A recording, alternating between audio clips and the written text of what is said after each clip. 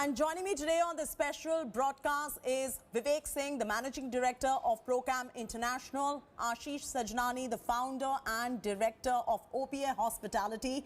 We also have Sameer Srivastava, who's the CEO of Jean-Claude Begin Salons India. Let's first start off with Vivek Singh. Vivek, appreciate you taking the time out and joining us. It's been a bit of a mixed bag, I believe, for most of you who are into the sporting world as well, because on one hand, life needs to go on, your sporting events need to go on. You organize one of the biggest events in the country, I would say, the Mumbai Marathon, but on the other side, the cases are rising. How do you feel about this mission, break the chain that the government has brought into place? Yeah, thank you, Chaiti. Great to be on your show again. Yes, it is more than a mixed bag. It has been heartbreaking, to get into any kind of these kind of restrictions and a lockdown sort of, so to speak. It's been heartbreaking. Private offices are being requested to work from home, and work from home is fine, but we have seen the limitations of work from home. It doesn't address all of our business needs. Sporting events, live events in general, it's a massive, massive blow to this industry, which has been reeling under various pressures and setbacks since the last over a year.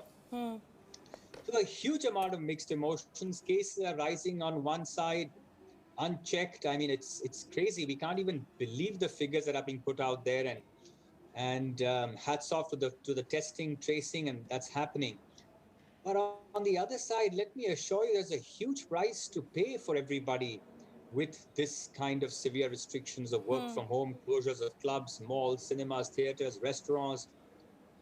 I mean, it's a tough one to call out in this one. I can actually feel it in your voice, the kind of disappointment, given the fact that 2020 was such a tough year, especially for sporting events, for all the sportsmen, for all the events that you put together and organize. And of course, it had huge economic repercussion on your business as well, because in the capacity of a business owner as well, most were quite hit very badly. And now 2021 saw that ray of hope that, well, everything is going to begin again. It's a new year. But then again, the cases rise, and now we're back to square one, if I could call that. Absolutely. We were down to below 500 cases in the middle of January. I remember approaching the government of Maharashtra. They were working with us as to how we could bring the Tata Mumbai Marathon back on track. I mean, there was light at the end of the tunnel, and now suddenly you have cases at 10,000 plus. In Pune, Pune has surpassed Mumbai. So live events completely has taken a backseat. In the other industry, we need to ask ourselves, did we as citizens do everything to check the spread of the virus? Whichever industry you may be in, whatever your area of work is, did we as the citizens of Mumbai, as the citizens of Maharashtra, do everything we can to check the virus? I'm not sure as to the answer to that. There were many, many violations across industries. We're not pointing fingers at any one particular industry. There were several violations. There were several crowding areas. I mean, some of the images that we've been receiving on messages have been scary as to what people suddenly thought that the virus had disappeared. So I think we need to do a lot of introspection.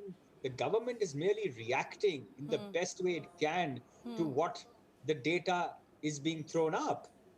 And I understand that their options are limited, their hands are tied. They cannot be just sitting on their hands and doing nothing about it. They are reacting to the data that's being thrown up. But we need to ask ourselves, did we do everything? And I think every industry owner, every business owner, every person has to ask themselves, did we do everything to check the spread of the virus?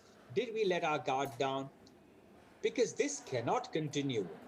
I mean, they've given a 2-week window approximately till the 30th of April, which is about 3 weeks plus from today.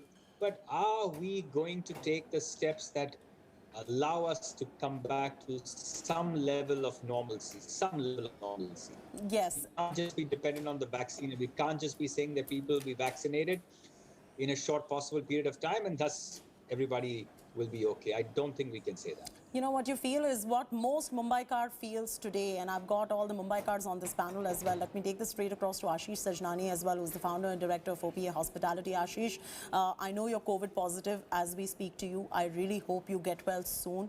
And thank you, despite that, for joining us on this broadcast. How is your business hit? What has been the economic repercussion of 2020 lockdown, and now with these new guidelines in place? How does the hospitality industry even survive? Are you going to come to a point where there is some level of existential crisis that will come in? Because I've been seeing a lot of these smaller restaurants just shutting down. It's only the big chains that are being able to hold fort.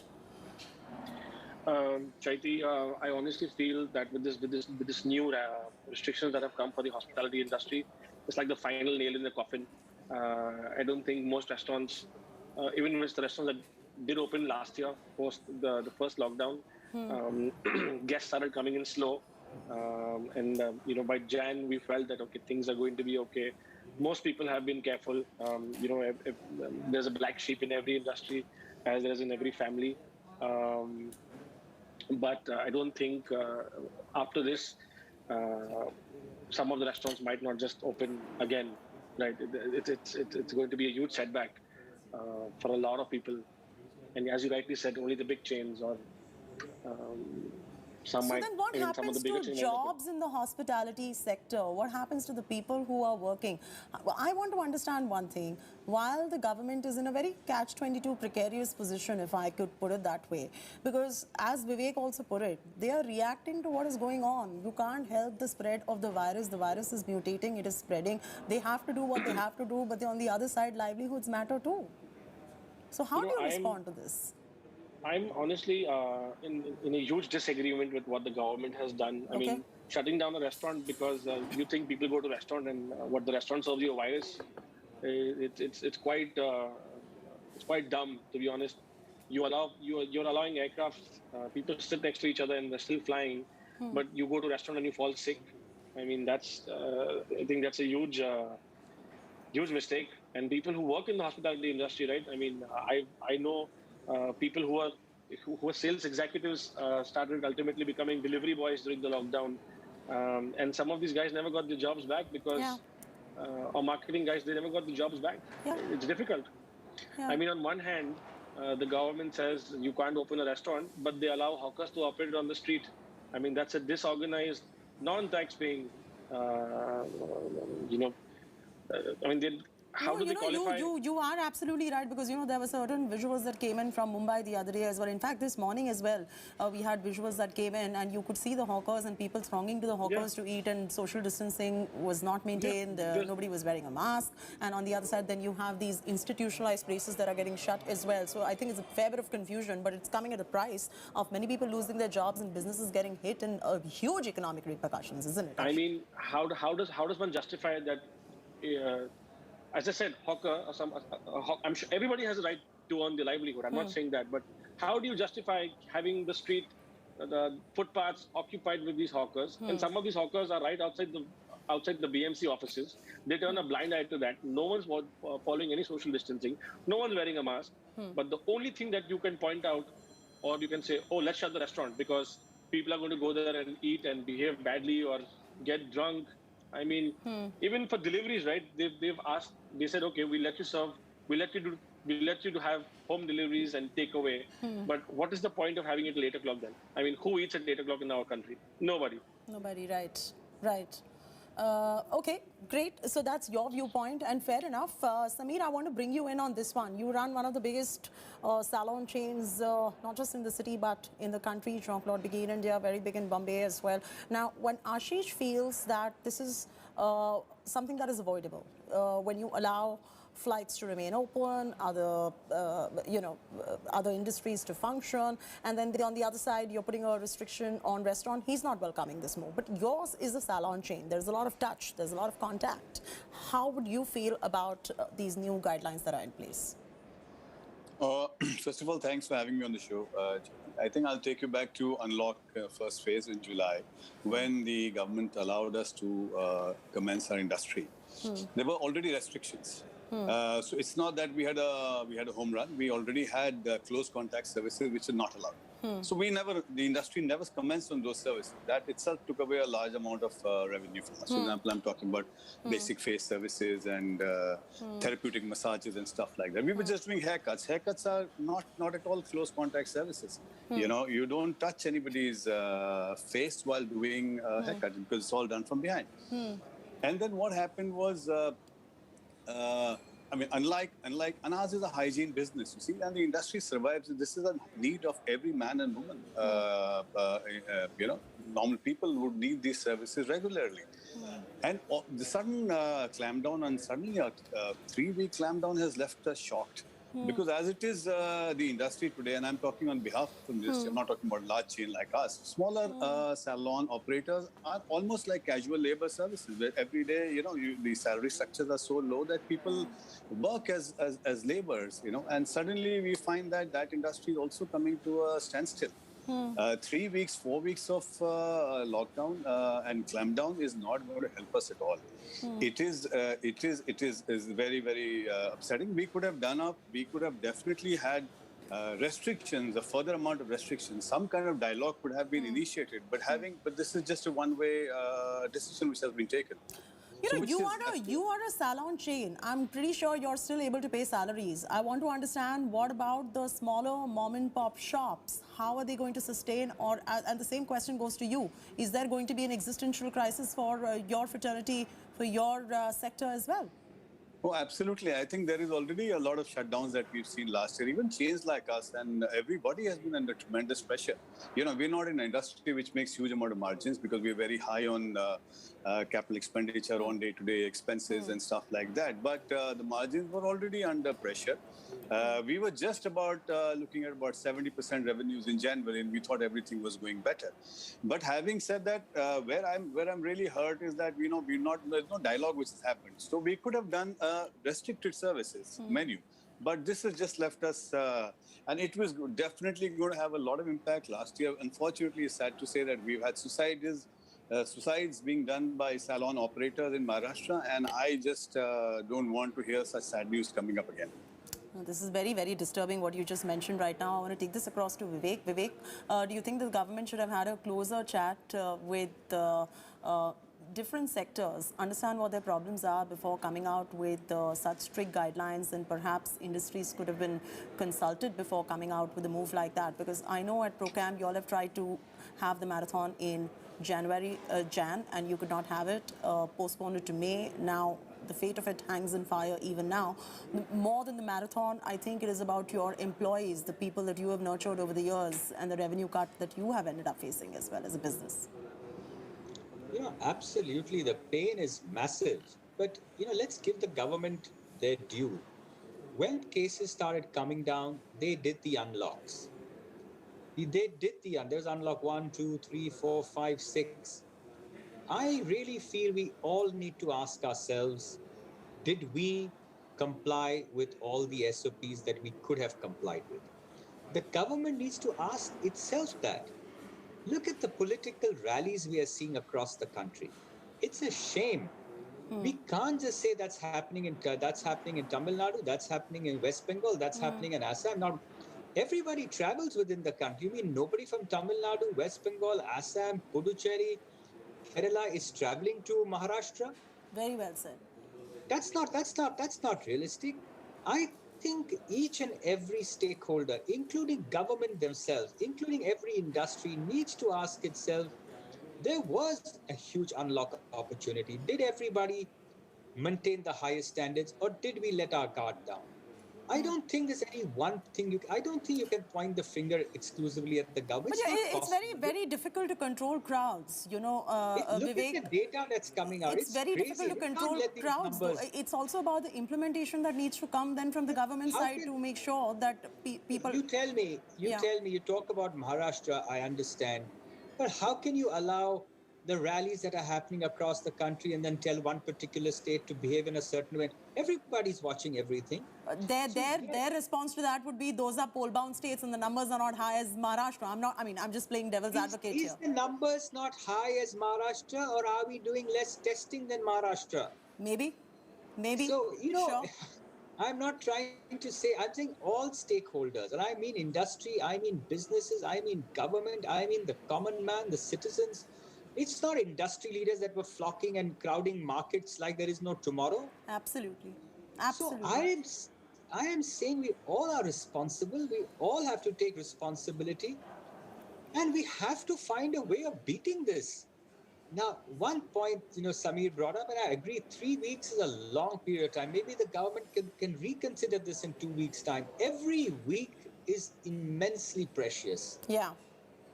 So, yes, I would beseech the powers that are hearing this to consider it again in 2 weeks' time. Every week is immensely tough. But yes, we have to do a lot of soul searching ourselves. Every stakeholder across the entire society has to say, what did I do? What could I have done better? What are we going to do different once the unlock And begins Vivek, again? from you, I want to understand what happens to sport and how are their careers getting impacted? Through 2020, we saw their careers getting impacted quite a bit. And now 2021, we thought that there would be some sort of a turnaround and they would be able to continue with their training and their games. But now that is also not happening because suddenly now you've got these restrictions in place and they can't help it but have them because the numbers are rising. Yes, academies are closed, clubs are closed, pools are closed. Sportsmen are hurting and they've been hurting since the last 1 year. But if you ask me from a larger perspective, it's a smaller, they're hardy people. It's a smaller aspect. They will come back. But I feel livelihoods is a much larger aspect. The sports people, that is their livelihood, and I feel for them. And yes, they've been hurting for some time now. And sports is so unforgiving, Chaiti, as we know, it's so unforgiving. There's a very famous phrase at the top of the sporting echelon that says that if I don't practice for a day, I know it. If I don't practice for 2 days, my partner knows it. And if I don't practice for 3 days, my viewers know it. Yeah. So it's so unforgiving. But yet, we're talking of a much larger context. I mean, a state like Maharashtra, with about 130 million people, starts going into shutdown phases. There's a much larger context here that we're talking about. Absolutely. Vivek, a very good point brought up. I just want to bring in Ashish for a closing comment and then Samir as well. Ashish, then do you think then the solution here, as Vivek also pointed out, that there has to be a weekly review and there has to be weekly consultations because every week and every passing day becomes important for businesses like yours? Absolutely. I think even before this lockdown is considered, I think all partners from all industries should be, brought to the table and have an open chat rather than imposing your point of view on someone without understanding how your business operates or how that industry operates. And I think a weekly audit or a review would be nice. If they did consider doing that, it would help a lot of people plan and help a lot of people plan their livelihoods. That's right. And Samir, what's your sense from a salon industry point of view as well?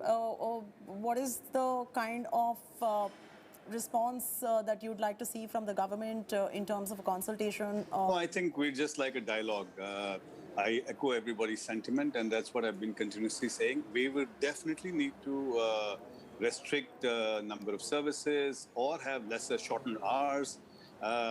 Be very, very strict. And I speak on behalf of the industry. I'm a founder member of the Beauty Wellness Association of India. And I speak on behalf of the industry members. And I say that, yes, we will continue to dialogue and have restrictions if you put into place. But please do not shut it down for the next 3 or 4 weeks. It's going to be disastrous for us. It also just occurred to me while speaking to you, Samir, and I want to ask this to Ashish too. What would be the average salary that these workers who are employed in salons, not just in bigger chains like yours, but across the board, end up earning? Just for us to get a perspective on them losing a job and the question of sustenance coming in. So I'm telling you, 20,000 rupees. This is what casual labor charges. So that's what a smaller hairdresser or a beautician would take they live in Mumbai. On average. And they live in Mumbai. To live in Mumbai and to sustain. Imagine. Ashish, and that's the case with the delivery boys and the staff working in the restaurants as well. Yeah, about 14,000 rupees is an average, and then they rely on customers giving them tips and service charge. And once that is gone, it takes away a big chunk of their flow of funds that they have, at their disposal to pay for their rents and their family expenses and personal expenses. All right, I'm going to let Vivek have the last word on this one. Vivek, salary cuts are inevitable. I know many businesses who have gone through salary cuts as well. The morale must be down of many staff members too, and somebody who runs such a successful business, there must be a palpable amount of load on your shoulders at this point of time, right? There is, and people are hurting. And let me say one more thing. I feel the government can do more for the hospitality sector and the live events sector. There's not that much being done. And we are the soft power that India projects to the world. So, yes, it's been hurting. It's been hurting for a long time. It's a massive industry. All these hospitality, live events, it's a massive industry. It's not just the people we employ, it's our vendors, it's our suppliers, it's the entire ecosystem that this industry support. It's a huge, huge, huge. And somehow we're not given that formal, we're not being as, treated as formal as manufacturing is probably, or anything else is probably. So two, three things. One is, yes, please review on a weekly basis or maximum a bi-weekly basis. We need to have restrictions eased out as soon as possible. Of course, we understand the predicament the government faces. We empathize with that. And our request to the center is please look at these industries more compassionately. You have no idea how many people are hurting and how badly they're hurting.